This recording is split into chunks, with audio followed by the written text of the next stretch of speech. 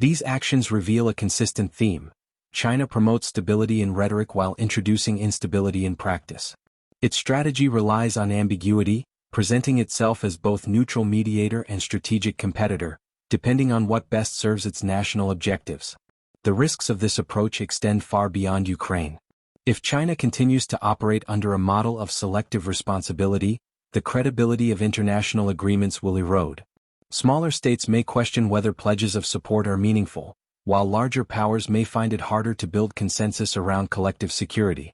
For Europe, the United States, and their allies, this presents a serious challenge. China's growing influence means its decisions carry global consequences. If Beijing prioritizes strategic advantage over genuine peace, the international community could face a future where diplomatic commitments are treated as flexible tools rather than binding principles. This erosion of trust undermines the very foundation of global security. Peace depends not only on military deterrence but also on confidence in agreements, norms, and shared values.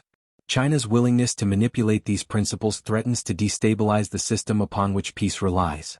Zelensky's rejection of China's guarantor role highlights another dimension of the problem: the use of political theater in diplomacy. For Ukraine, rejecting Beijing may be part of a strategy to maintain Western support and avoid dependency on a partner whose credibility is doubtful. For China, offering the role of guarantor may have been less about ending the war and more about signaling to the world that it is indispensable. This manipulation of perception is dangerous. When diplomacy becomes performance rather than substance, peace becomes harder to achieve. Nations may spend more time managing appearances than resolving conflicts. China's approach, which often emphasizes symbolic gestures over concrete commitments, exemplifies this risk. For Western nations, the central question is whether China can ever be trusted as a partner in ensuring peace. The evidence suggests caution. While engagement with Beijing is necessary, it must be guided by realism, not wishful thinking. Europe, already grappling with the war in Ukraine, cannot afford to misinterpret China's intentions. The United Kingdom and Australia, with their growing focus on Indo-Pacific security, must prepare for a future where China's influence continues to expand. The United States, meanwhile, faces the challenge of managing both competition and dialogue with a rival that blends cooperation with deception. The path forward requires unity, vigilance, and a clear-eyed understanding of China's strategic playbook. Only by recognizing the gap between its words and actions can the international community protect stability and peace. China portrays itself as a responsible power, but its actions tell a more complicated story.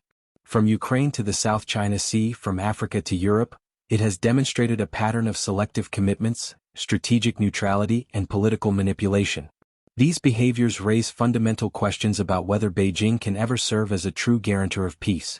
For nations in Europe, the UK, Australia, and the US, the lesson is clear. Trust must be earned through consistent action, not offered in words alone. Peace cannot rest on illusions. It requires reliability, accountability, and respect for international norms. Until China proves that it can meet these standards, the world must remain cautious. Stability depends not only on managing conflicts but also on ensuring that no single power is allowed to rewrite the rules for its own advantage. In this respect, China's deceptive diplomacy is not just a regional concern, it is a global threat. When discussing global peace and stability, few nations present as complex a challenge as China. It claims to uphold sovereignty, independence, and peaceful coexistence, yet its actions consistently suggest otherwise. The recent exchange between Ukrainian President Volodymyr Zelensky and Beijing offers a telling example of this contradiction. By portraying itself as a potential guarantor of peace while simultaneously avoiding responsibility, China raises serious doubts about its credibility on the international stage. At the heart of the current debate is Zelensky's rejection of China's offer to act as a guarantor of Ukraine's security. This was not simply a diplomatic gesture, it was a clear signal of mistrust. Ukraine's skepticism stems from China's past behavior, where declarations of neutrality often masked a deeper strategy of self-interest. To understand why, it is important to revisit history, examine China's record, and explore the broader implications for global peace. Supporters of China often argue that Beijing had no formal obligations under the 1994 Budapest Memorandum on Security Assurances. The document, signed by the United States, the United Kingdom, and Russia, provided assurances to Ukraine, Belarus, and Kazakhstan in exchange for their decision to relinquish nuclear weapons inherited from the Soviet Union. China was not a signatory, and in a strictly legal sense, it bears no binding commitments under this memorandum. However, China issued a unilateral statement in 1994, pledging two things. It would not use nuclear weapons against Ukraine, and it would respect Ukraine's sovereignty and territorial integrity.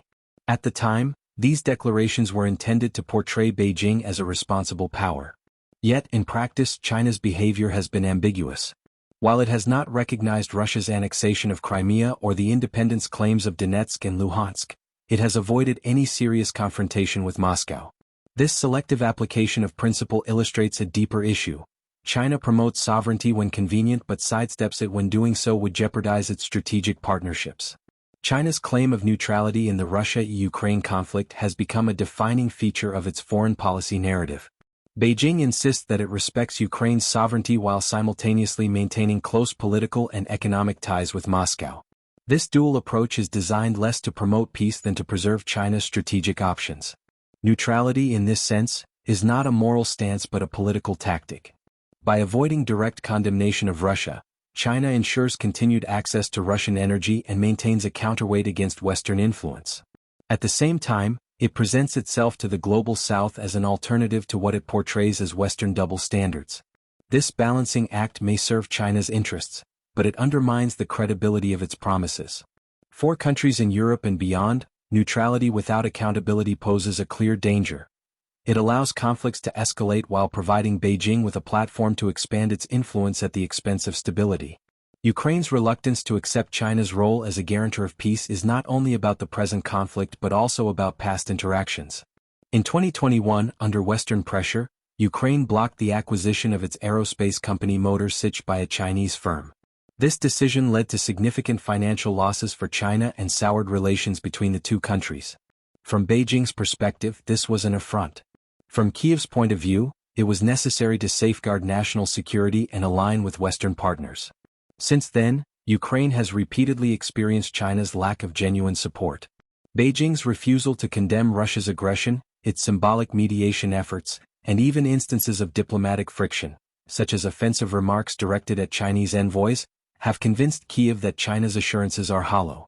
The broader lesson is that China's commitments are situational. They shift according to strategic calculations, leaving partners vulnerable to disappointment. This is not the behavior of a reliable guarantor of peace. The concerns surrounding China's role in Ukraine are not isolated.